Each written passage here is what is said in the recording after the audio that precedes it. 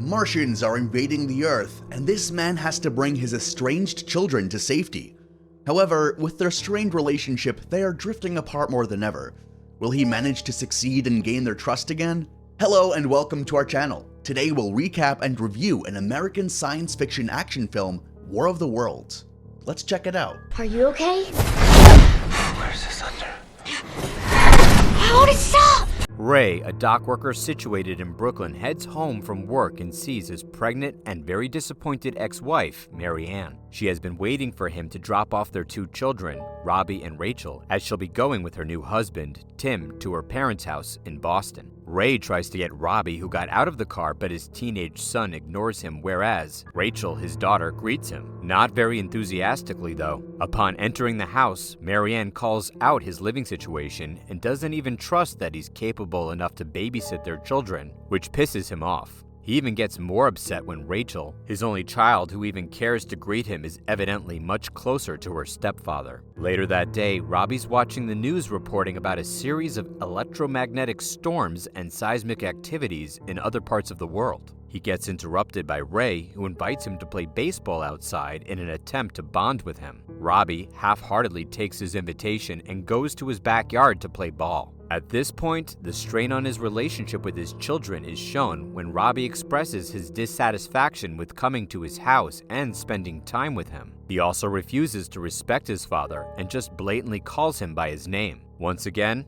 Ray gets pissed, and this time he lets it out on Rachel. After resting, Ray wakes up and learns that Robbie took his car and left. He rushes to go outside since his son doesn't have a driver's license, but stops in his tracks when he notices that people are looking up at the sky. He looks behind him and sees nasty-looking thunderclouds. All of a sudden, flashes of lightning continuously strike the ground. The two rush inside and hide under the table. After this, Ray notices that they lost electric power and signal connection. Since he's worried about his son, he goes out to the street and finally sees him. He tells his son to head back home to accompany Rachel as he tries to figure out what's going on the street. Upon seeing a commotion, Ray heads there and learns that it was the damaged road concrete where the lightning struck continuously. Seconds later, the road they're standing on starts to shake and the impact reaches the nearby building. The tremors worsen and the ground they're standing in starts to sink. The car that falls into the hole gets thrown back to them, almost injuring Ray. A huge tripod robot with tentacles descends from the hole, and the citizens couldn't help but watch it happen before running away. They continue to watch the robot, as it is the first time they've seen a piece of machinery this big. Apparently, this is not only massive, but it's very deadly too. It starts to shoot everyone with electricity, completely disintegrating them into ashes. Ray rushes home where both his children are wondering because of his disheveled appearance. Ray, who is obviously in shock, cleans himself as the ashes around his body are those humans that were disintegrated. He comes to his senses and immediately orders his two children to pack up essential things and prepare his things as well,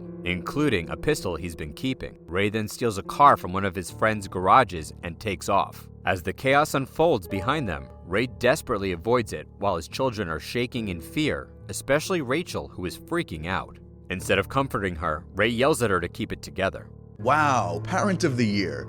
What kind of father tells his kid, who's obviously not equipped to handle situations like this, to just keep it together?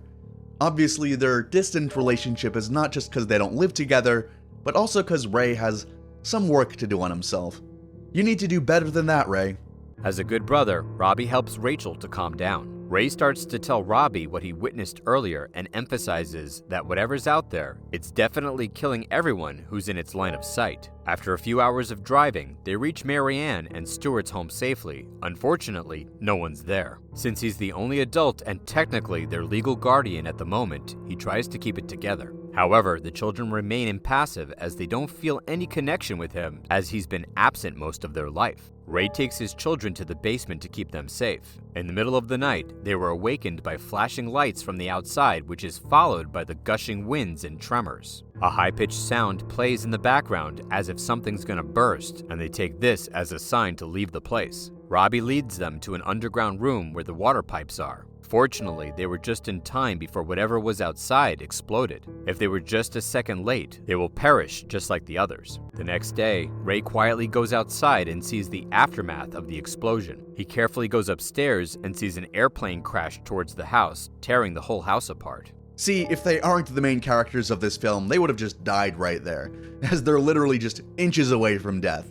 The plot armor is strong on this one, guys. Outside, he meets a news team scavenging for food inside the airplane. Through them, Ray discovers that there are several tripod robots around the state area. Every time these robots passes through an area, their line of communication gets cut down. He also discovers that the tripod robots that descended from the ground must have been buried a long time ago, and the aliens that came from the capsules through the lightning are operating them. In the distance, they hear the same ominous sound they heard before the attacks, and the news team decides to take this as a cue to leave. Ray also takes this seriously as he has seen what those tripods could do and decides to bring the kids to Mary Ann in Boston. To prevent someone from taking interest in their functional car, Ray uses an alternate route. Rachel expresses her need to relieve herself, so they stop by the roadside. Ray warns her not to drift too far, but since she cares about her privacy, she goes even further. She reaches the lakeside where she sees countless human bodies drifting on the water. This triggers a panic attack, and Ray carries her while closing her eyes. This is gonna sound cliche, but listen to your parents or any of your guardians, especially when they're talking about drugs, the dangers of talking to strangers, and most importantly, if there's an ongoing alien invasion.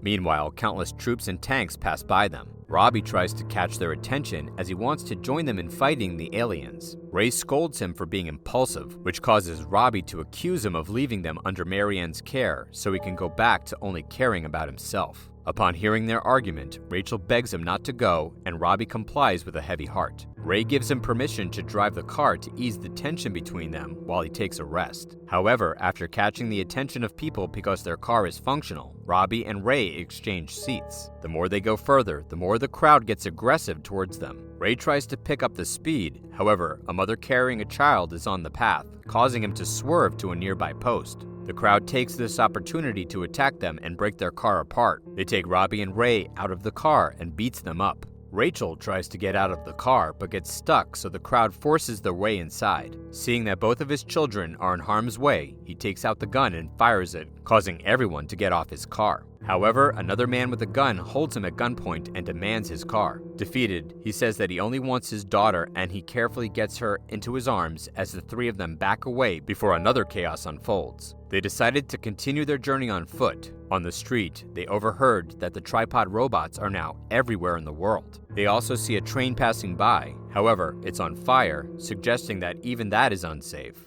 They continue to follow the crowd, which takes them to the nearby ferry. On the way, his neighbor, Cheryl, who is with her daughter, greets them. Meanwhile, Rachel is fixated on the flock of birds who stops midair, and they see that the tripod robots have reached their area. This causes everyone to panic and runs towards the ferry, who is now casting up the bridge to start the journey. Ray asks Cheryl to hold onto his jacket while he finds a way in. Luckily, he and his family were able to pass through. Unfortunately, Cheryl and her daughter were left behind. However, it seems like they are in more danger than ever as a group of tripod robots rises from the waters and overturns the whole ferry. The family was able to swim to a nearby shore for safety, where they witness how tripods attack helpless humans. They continue to run as the clothes of the disintegrated victims fall from the sky. While walking with another crowd, the US Marines pass again, and this time, Robbie runs after them. Ray leaves Rachel under the tree while he follows his son, who wants to badly join the military in defending them.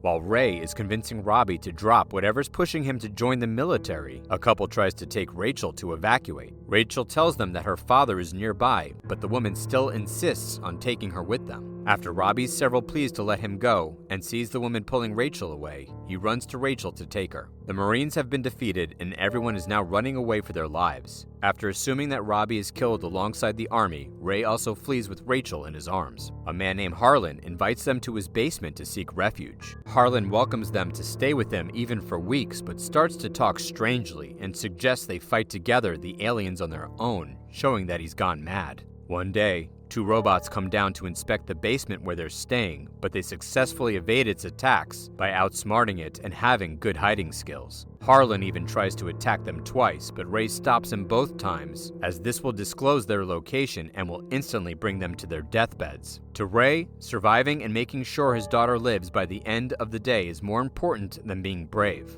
To Ray, surviving and making sure his daughter lives by the end of the day is more important than being brave. This is the most important thing to do during an alien invasion. Why is everyone insisting on being brave?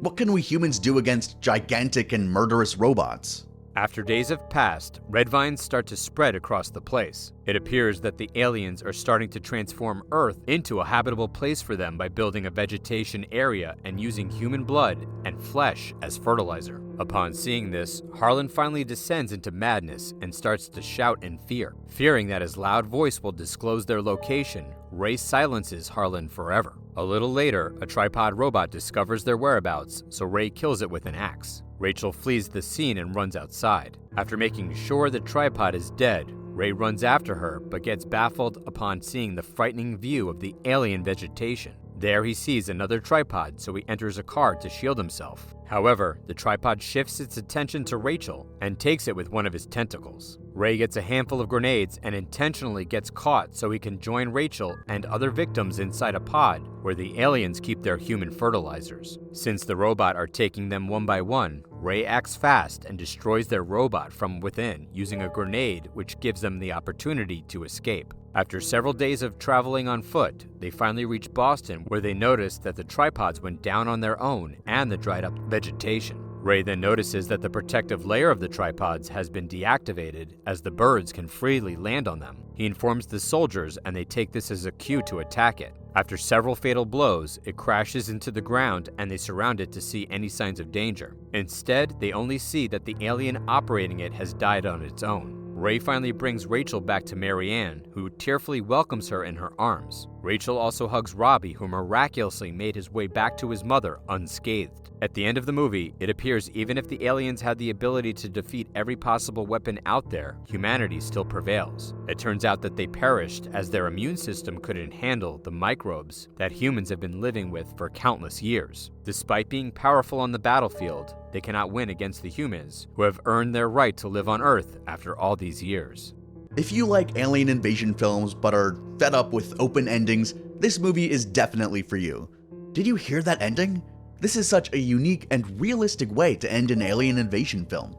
Who thought we'd win the war against aliens with our immune system? They'd better not come here now, as the pandemic will surely be their worst nightmare. So take care of your health, you're gonna need it during an alien invasion. Please subscribe to our channel to be notified when we upload. And don't forget to suggest movies you want us to recap in the future in the comments down below.